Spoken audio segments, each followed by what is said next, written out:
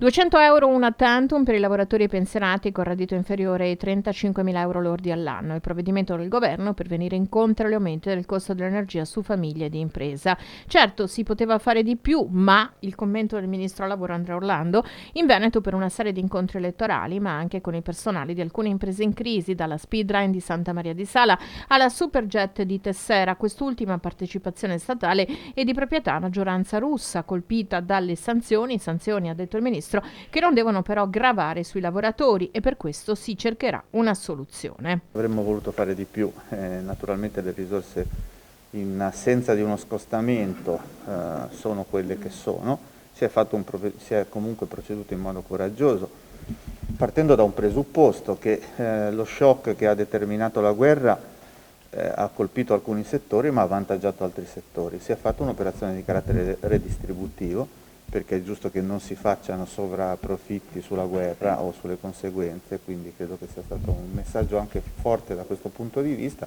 ma dobbiamo comunque tener conto di un paese che ha un quadro di compatibilità abbastanza stretto. Naturalmente se nei prossimi mesi sarà necessario valuteremo quali possono essere gli ulteriori sforzi. Intanto però credo che la risposta vada nella direzione giusta e sia un segnale tangibile per i lavoratori, per i pensionati, più in generale per tutte le persone che rischiano di trovarsi in una situazione di grande difficoltà.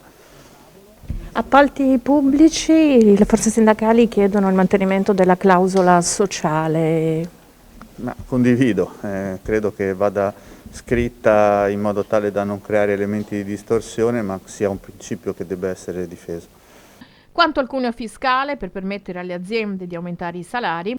Per questo io dico rinnoviamo i contratti dove è possibile, perché quello è anche il modo di agganciare la verifica dei margini di crescita del salario all'andamento della produttività di quel singolo settore. Discorsi generici e generalizzati non si possono fare, soprattutto quando ci sono degli shock asimmetrici che non colpiscono tutti i settori nello stesso modo. Naturalmente dobbiamo ancora fare di più, dobbiamo lavorare per aumentare la differenziazione del nostro mix energetico, in questo senso si sta operando, e dobbiamo lavorare anche poi per dare una mano a chi ha un conto energetico più alto. A Padova Orlando ha incontrato Sergio Giordani e a Verona Damiano Tommasi, candidati del centro-sinistra.